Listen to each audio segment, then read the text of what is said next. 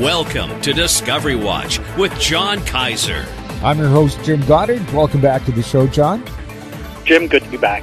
John, today is a bad day for the market in general, but it seems to be especially bad for the Golden Triangle. GT Gold released results for its North Saddle discovery yesterday afternoon, but it's down sharply. Who or what is to blame?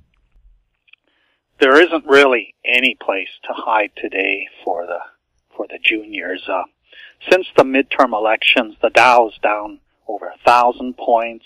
The S&P 500 is down, and so is NASDAQ. The key drivers for this general market malaise are concerned that this trade war between the United States and China will continue to escalate, but also an important new factor is growing disenchantment with these big data technology stocks such as Facebook, Google, and Apple. Now, the trade war is something that Trump has invented, and it's not likely to get better anytime soon. It's getting made worse by the Democrats, for whom trade protectionism has always been a key story that they would tell to their base. But Trump, in effect, hijacked it and made it his story, much to the dismay of the Republicans, who have generally been free traders, and not at all interested in protectionism. But now that the Democrats have the House, they're making noises that if Trump wants to get anything approved, he's going to have to increase the protection for American workers. And of course, Trump's going to trump them by taking advantage of a bigger narrative, which is that we have to stop China from becoming as big and tough as we are. And that sort of appeals to his base. So an escalation of the trade war with who knows what other consequences, that's very much on the minds of the market as investors think, wow, 2019 could not work out very well. As far as the technology stocks are concerned, people are starting to wake up to the fact that, yeah, we accept that when we give all this data, they're going to manipulate us to sell us goods and services, but we get all this stuff for free online. But now they're starting to think, hey, they're not just manipulating our consumer tastes, they're actually manipulating our cultural and ideological perceptions of the world. And there is a pushback starting to happen with that. So these stocks are starting to be sold off. So that creates this negative general market backdrop, and the poor resource juniors, they have been having a very poor year in general. This is not very helpful to the cannabis stocks, which since October 17th have been in decline. Now that's just supposed to be a temporary decline, while everybody shifts the story from legalization in Canada to legalization in the United States in 2020 on beyond, where you get to explain all the soon-to-arrive losses as, oh, these are just market development costs for a market that's 10 times bigger. But we have seen a dramatic sell-off in September and October. The non-resource listings on the Venture Exchange were trading $100 to $200 million a day, while the resource juniors were trading only $15 to $25 million per day. But in this week, the non-resource trading value has dropped down to $64 million, while the resource stuff is still sort of hanging around within this range. So there is still a kind of like a base load interest in the resource sector that is not going away. The weed stocks are, however, being sold, which is not helped by the insiders trying to sell as fast as they can. And of course, against this bigger backdrop of a general market decline, who wants to catch a falling cannabis knife or a vandal? So that sector is in trouble. But for the resource sector, we are also seeing this capitulation type of selling, where people are just giving up, they're just dumping it, and this is making for a very good bottom fishing season. So along comes GT Gold. It's got a great new discovery at North Saddle in the Golden Triangle. It's reported several holes which are spaced enough that investors can triangulate and say, ooh, we have a red Chris analog shaping up. And there's still 5 holes pending. The 2 that were reported yesterday, there was no surprises at all. It's a situation very similar to what we talked about last week when Serengeti published additional holes from its Koinika project and the stock suddenly got pounded out 50%. We're dealing with the seasonality that has historically plagued Canadian exploration plays in areas where you don't do work in winter. Now, this is different in Quebec and Ontario, where winter is often a better time to do exploration because the lakes and bog and swamp are all frozen solid, so it's easier to move around. But in British Columbia, especially in the Golden Triangle, you really don't want to do any exploration during winter when you get enormous snowfall, making everything very difficult. So the stock, GT Gold, is down 50 cents today, and even though the analysts have all had targets in this sort of $3.75 to $6 range, these are plausible long-term targets based on the sort of size that we're seeing for this deposit. But embedded in the 2 holes today is, of course, the reality that, yes, if it is like Red Chris, that means the best grades are the deepest ones, and that's going to have to be underground mined down the road. And so combining that with the fact that the season is coming to an end, and it will be May, June before any work resumes, this is not like back in 1989 when Calpine and Stikeen discovered the SK Creek deposit, where this was a very, very high-grade gold-silver copper-zinc discovery with sort of squirrely geometry that you had to chase. And there was justified continuing to drill in winter because until you had fully delineated this SK Creek discovery, you didn't know how big it could go. So the momentum would be sustained through winter, and so they went ahead and drilled right through winter. But in the case of a porphyry target like this, everybody can already do their back-of-the-napkin calculations about what sort of tonnage it's going to be, what sort of grades it's likely to be, what the mining scenario can be, and additional holes are simply going to confirm what people already expect. So no winter drilling, the seasonal fall-off. We've got some flow-through coming, free trading that's also going to come out. So I think people just took today as an opportunity to bail out and sit back and probably accumulate the stock back in the next month or so. GT Gold's got a great discovery. It'll make for some great bottom fishing. I do not think it'll bounce back because there's just too much of a negativity in the overall market as we sort of stick handle our way through the rest of the year. We'll have more with John Kaiser right after the break.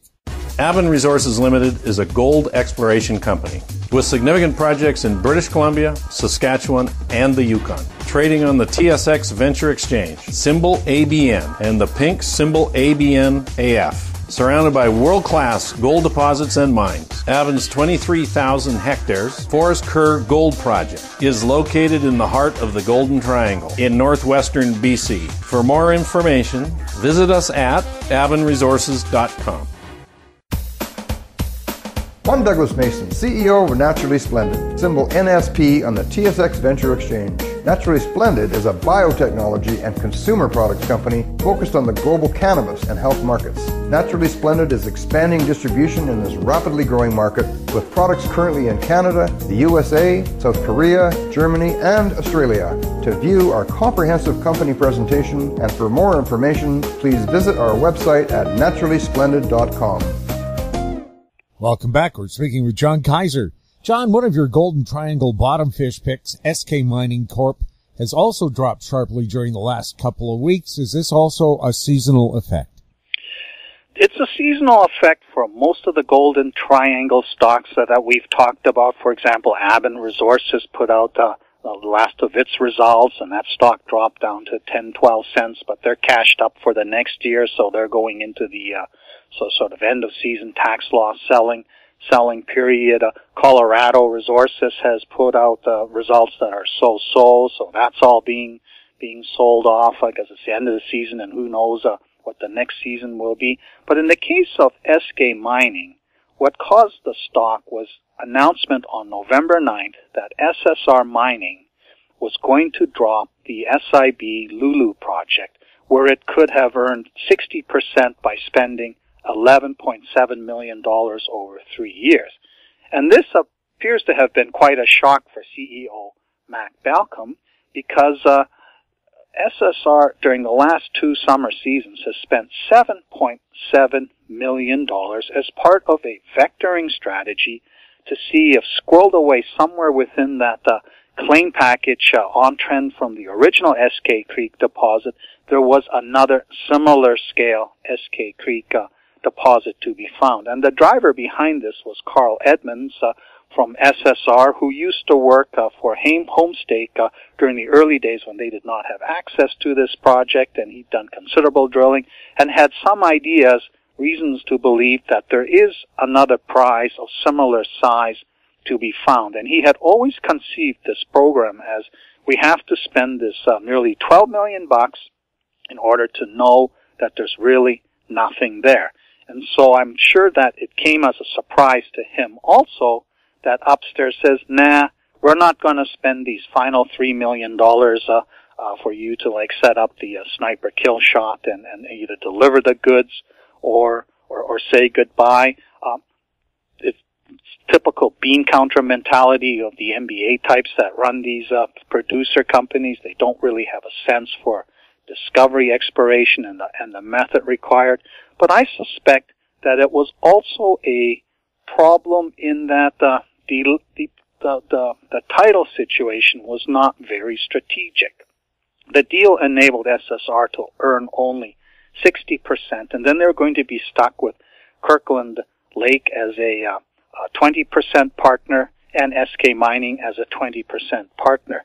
And this whole project should be a much larger project. I do not know why in the beginning they didn't insist on doing a deal on the entire package. Quite likely it was because Carl Edmonds had a very specific idea of what he thought was going on the SIB Lulu claims. For SSR and Carl Edmonds, it's kind of a disappointment that they were not able to do proper closure. For SSR, when Skeena came in and did the deal with Barrick on the adjoining SK Creek ground and on terms that allows Barrick to get a back and right, it kind of killed SSR's ability to expand its footprint in that area. So given that the press release that accompanied the announcement that didn't include any interesting results, I suspect that this year's work produced only geological information that's of interest to geologists doing visualization of what on earth might be going on. There was no mention of that big EM target that came to light in the southern part of the property, which I understand was drilled, but nothing was said about it, so I suspect that was a bust. But overall, I think it's actually a good development for SK Mining, because that 20% interest, that they have over 100 million shares out, so that pretty much limited the upside if an SK Creek deposit was ever found on their property. Their land position is an excellent one in the Golden Triangle area, and during the summer or late spring, I had sort of styled SK Mining as a hedge on the neighboring Nickel Mountain project of Garibaldi. And at the time, Garibaldi was still trading at $3 with all these Voisey's Bay fantasies floating out there, and SK Mining was 22 cents. And they had done some geophysics on the SK Mining ground to see what might be going on close to the border.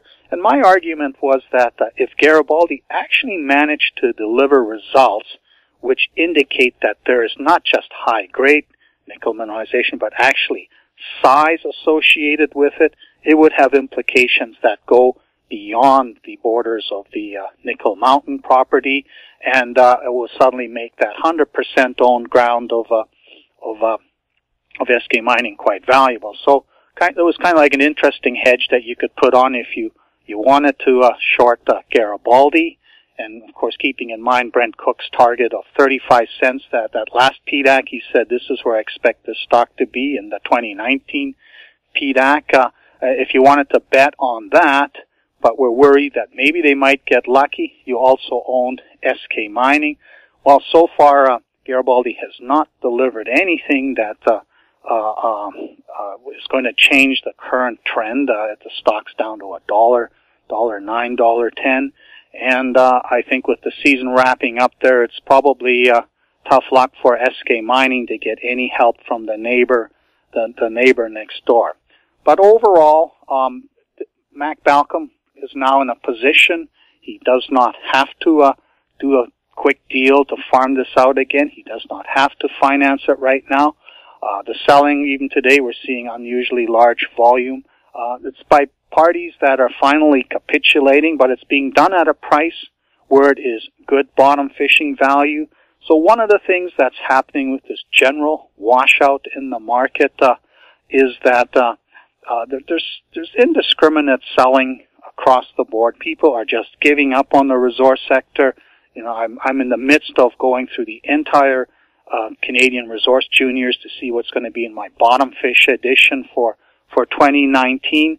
And there's an awful lot of candidates, but it is also a huge wasteland of companies that really have no shot. But unlike in end of 2015, it isn't quite as easy as shooting fish in the barrel this time around. You really need to understand the underlying story and be aware of that the SK Creek 2 hunt at a company like SK Mining is still pretty much alive and well. We'll have more with John Kaiser right after this.